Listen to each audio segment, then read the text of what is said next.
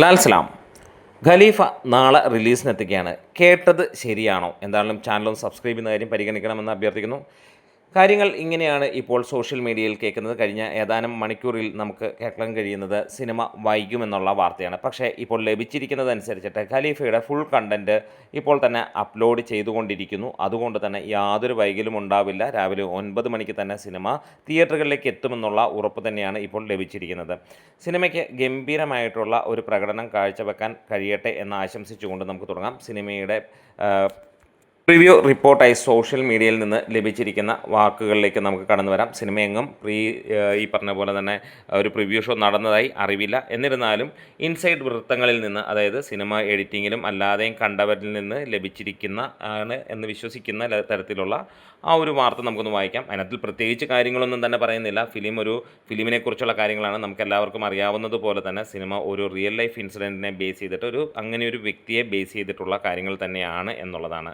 ഇതിനകത്തിൽ 2 പാർട്ടായിട്ടാണ് cinema വരുന്നത് എന്നുള്ളതും. First പാർട്ടാണ് ഈ ഒരു ഇതിൽ വരുന്നത്. അതിൽ പൃഥ്വിരാജ് നായകനായി എത്തുന്നു. സെക്കൻഡ് പാർട്ടിൽ മോഹൻലാൽ ആയിരിക്കും നായകനായി എത്തുന്നത്. അതിനോടനുബന്ധമായി മോഹൻലാലിൻ്റെ ഒരു ചെറിയ ക്യാമിയോ റോൾ എന്നുള്ളതാണ്. സമീപകാലങ്ങളിൽ മോഹൻലാൽ ചെയ്തതിൽ വെച്ച് ഏറ്റവും മികച്ച ഒരു ക്യാമിയോ റോൾ ആയിരിക്കും ഇത് എന്നുള്ളത് തന്നെയാണ് ഇപ്പോൾ പുറത്ത് വരുന്ന ആ ഒരു റിപ്പോർട്ടുകൾ.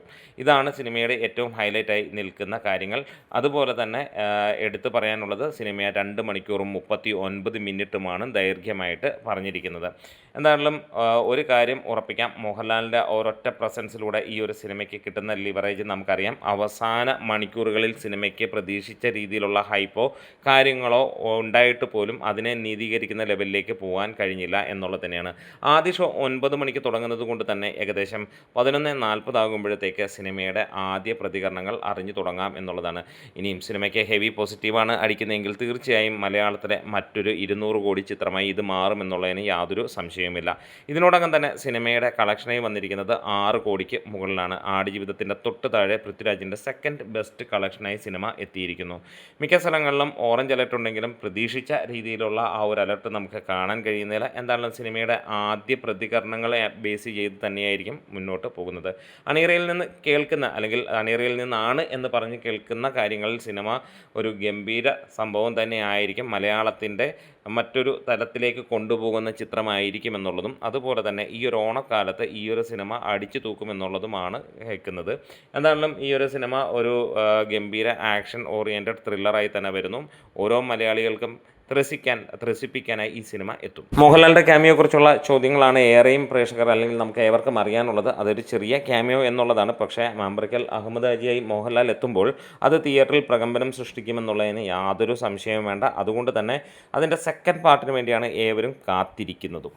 പൃഥ്വിരാജിൻ്റെ ഗംഭീരമായിട്ടുള്ള ആക്ഷൻ സീക്വൻസുകളും അതേപോലെ എഡിറ്റിംഗ്, അതേപോലെ അതിൻ്റെ ടെക്നിക്കൽ സൈഡെല്ലാം തന്നെ സൂപ്പർ എന്നുള്ള ഒരു റിപ്പോർട്ടുകളും നമുക്ക് ലഭിക്കുന്നുണ്ട്.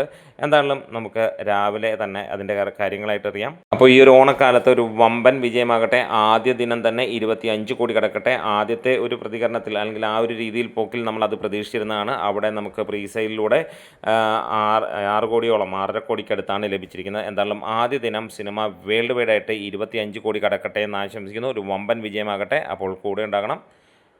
ലാൽ സലാം.